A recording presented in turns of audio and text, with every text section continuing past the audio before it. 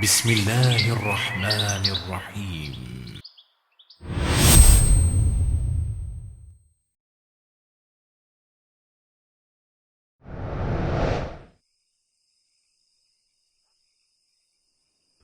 الحمد لله الذي لا يبلغ مدحته القائلون ولا يحصي نعماءه.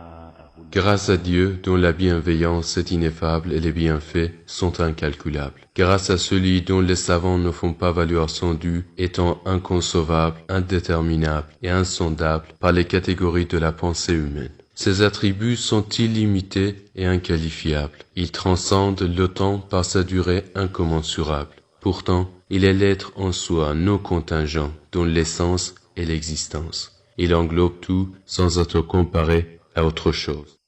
Il est distinct de tout sans en être séparé. Il est agent sans qu'il ait recours aux mouvements et aux instruments. Dieu a vraiment créé l'univers. Sa création n'a eu un commencement, sans rationalisation. Il l'a dirigée sans en faire une expérimentation préalable. L'acte de la création est dépourvu de mouvement. Il n'est pas précédé d'aucun bouleversement psychique. Ensuite, Dieu a scindé l'atmosphère et fendu les espaces et les couches d'air des différentes sphères, d'où il a fait couler des eaux vagues tumultueuses et superposées. Ensuite, Dieu a institué un vent.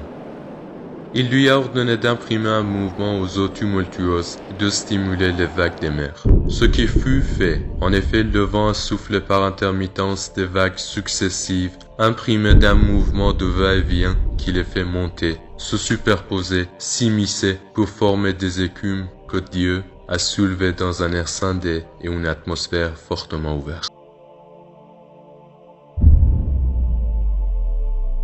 Dieu, alors, en a élaboré sept cieux dont la plus basse est formée de vagues qu'il a défendu de couler et dont la plus élevée constitue un plafond conservé, c'est-à-dire une paroi supérieure soulevée sans colonne qui la soutienne et sans amarre qui la retienne. Ces cieux, Dieu les a embellis par la parure des planètes et la luminosité des étoiles. En eau, il a fait circuler une lampe incandescente, le soleil, et une lune qui éclaire, tout cela dans un firmament tournant. Ensuite, il a fait fendre les cieux pour remplir de catégories d'anges.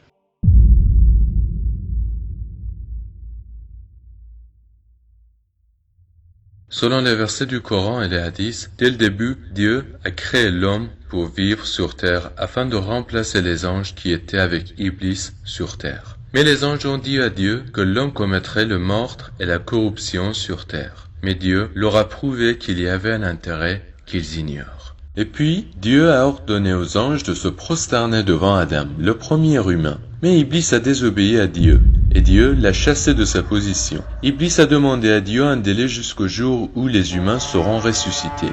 Mais Dieu lui a donné un délai jusqu'au jour de l'instant bien connu, parousie de l'imam al-Mahdi.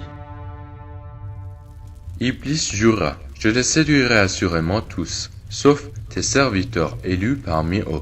Et Dieu a promis, j'emplirai certainement l'enfer de toi et de tous ceux d'entre eux qui te suivront.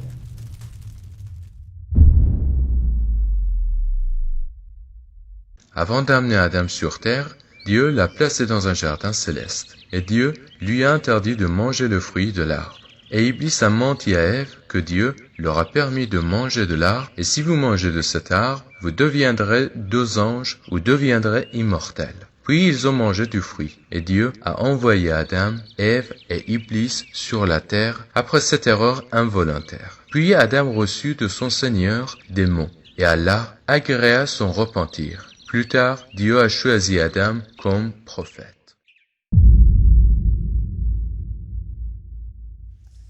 Dieu n'a pas créé l'homme sans but. La perfection de l'existence humaine est de connaître Dieu et de l'adorer. Par conséquent, le devoir de l'homme sur la terre est de combattre son plus grand ennemi et s'efforcer de connaître et d'adorer Dieu. Et le prix de la vie humaine n'est que le paradis et la proximité de Dieu. Aucun plaisir ne peut satisfaire l'homme sauf l'adoration de Dieu. Imam Ali, que la paix soit sur lui, a dit « N'y a-t-il pas un homme libre qui laisse la vie si bas aux esclaves ? Vos âmes n'ont pas de prix que le paradis. Ne les vendez pas qu'à ce prix. Dieu a dit, je n'ai créé les djinns et les hommes que pour qu'ils m'adorent. Dieu a donné à l'homme deux arguments. L'un est un argument externe et l'autre est un argument interne. Les arguments externes sont les prophètes et les tuteurs et l'argument interne est l'intellect humain. Ces deux guident l'humanité et l'homme se bat contre Iblis avec ces deux. Du début jusqu'à maintenant, Dieu a envoyé de nombreux prophètes, mais la plupart des gens n'y croyaient pas. Adam, Noé, Abraham, Jacob, Moïse et Jésus. Il prêchait la bonne nouvelle de la venue du prophète de la fin des temps, Muhammad. Deux tribus sont nées des fils d'Abraham, Isaac et Ismaël. Les Israélites de Jacob, fils d'Isaac, et le peuple arabe d'Ismaël, qui vivait au Hejaz. Le christianisme et le judaïsme ont été trouvés parmi les enfants d'Israël. Le prophète Muhammad est un descendant de Kedar et Kedar était le fils d'Ismaël.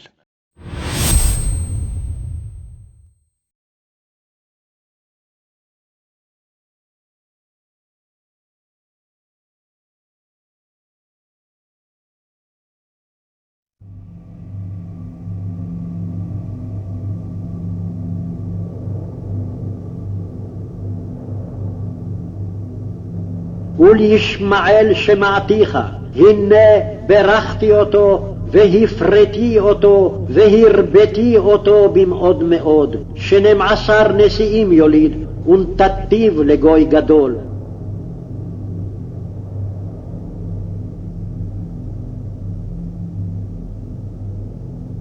וזאת הברכה אשר ברך משה איש האלוהים את בני ישראל לפני מותו. ויאמר, אדוני מסיני בא וזרח משעיר למו, הופיע מהר פרן, ואתה מרבבות קודש, מימינו אש דת למו.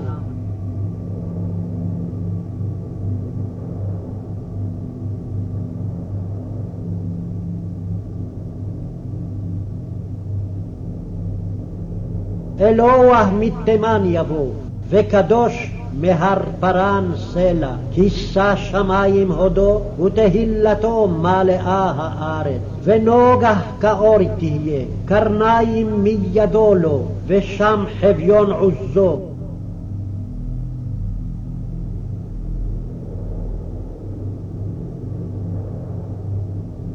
הן עבדי אתמוך בו, בחירי רצתה נפשי, נתתי רוחי עליו, משפט לגויים יוציא. לא יצעק ולא יישא, ולא ישמיע בחוץ קולו, קנה רצוץ לא ישבור, ופשתה חיה לא יכבנה, לאמת יוציא משפט. לא יחיה ולא ירוץ, עד ישים בארץ משפט, ולתורתו איים ייחלו. כה אמר האל אדוני בורא השמיים ונותיהם, רוקע הארץ וצאצאיה, נותן נשמה לעם עליה, ורוח להולכים בה. אני אדוני קראתיך, וצדק ואחזק בידיך, ואצורך ואתנך לברית עם לאור גויים, לפקוח עיניים עברות, להוציא ממסגר אסיר, מבית כלא יושב חושך. אני אדוני הוא שמי, וכבודי לאחר לא אתן, ותהילתי לפסילים. הראשונות הנה באו, וחדשות אני מגיד, בטרם תצמחנה אשמיע אתכם. שירו לאדוני שיר חדש, תהילתו מקצה הארץ, יורדי הים ומלואו איים ויושביהם. יישאו מדבר וערב, חצרים תשב כדר, ירונו יושבי סלע, מראש הרים יצבחו.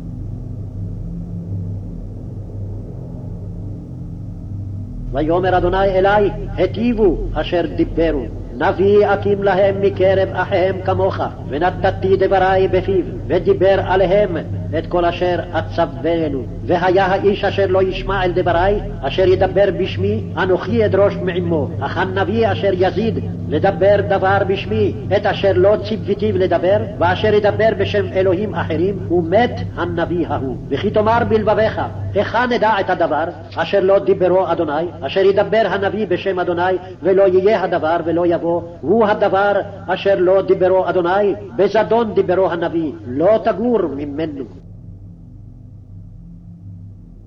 ולא קם נביא עוד בישראל כמשה, אשר ידעו אדוני פנים אל פנים.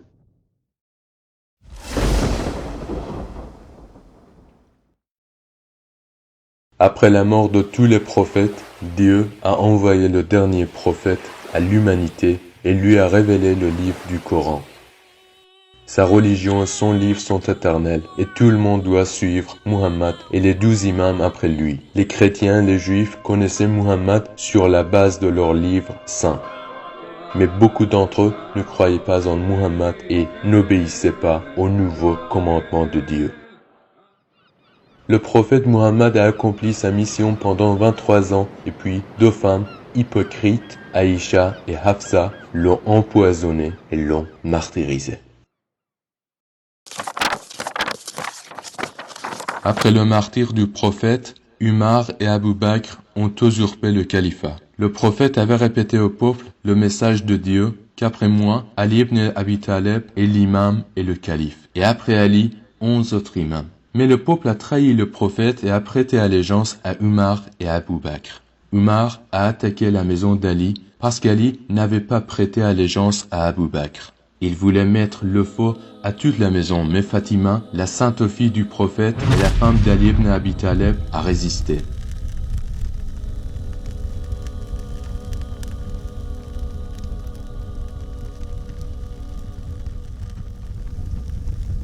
Ils ont blessé Fatima entre la porte, le mur et le feu. Et son fœtus a été avorté et après quelques jours, Fatima a été martyrisée.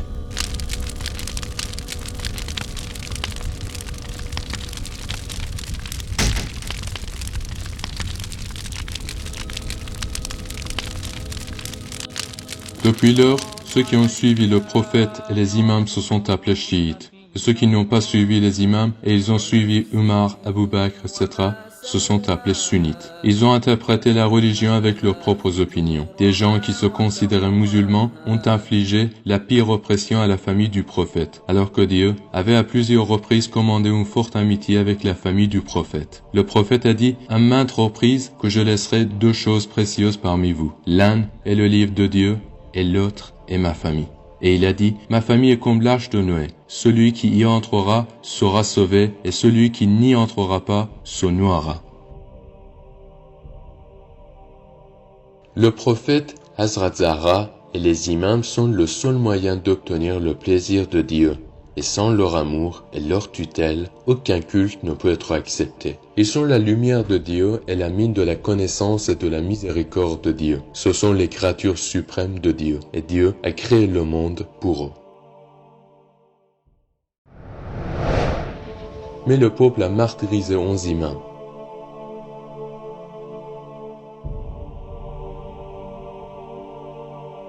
Imam Ali.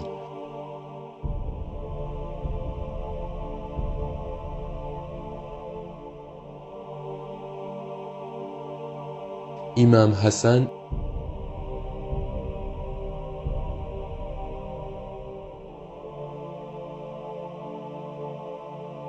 et Imam Hussein, les fils de l'imam Ali. Yazid, le calife omeyyade, a martyrisé Imam Hussein, le petit-fils du prophète, à Karbala. Ils ont décapité Imam Hussein et ses compagnons et ont installé les têtes sur des lances. Ils ont empêché Imam Hussein de l'eau. Ils ont tué l'imam Hussein et sa famille lorsqu'ils avaient soif. Même le fils de 6 mois de l'imam Hussein a été tué par une flèche. Ils ont capturé les femmes et les filles de la famille du prophète.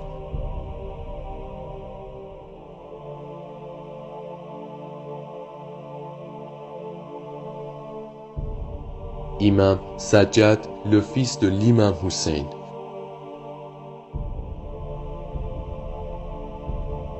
Imam Bakir, le fils de l'imam Sajjad.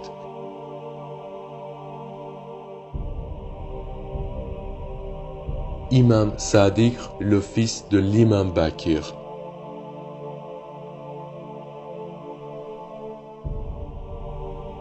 Imam Kazim, le fils de l'imam Sadiq.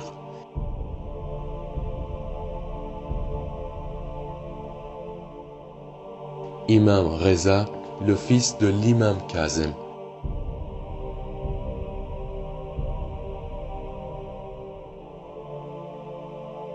Imam Javad, le fils de l'imam Reza.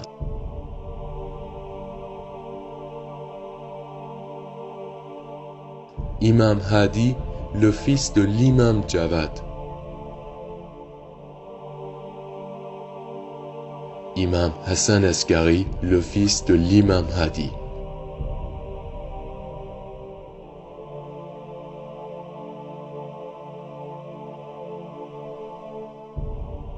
Mais en l'an 260, Dieu a caché le 12e imam et a privé le peuple de sa présence. Le prophète avait donné la bonne nouvelle qu'un jour il reviendra et que lorsque le monde sera plein d'oppression, il le remplira de justice.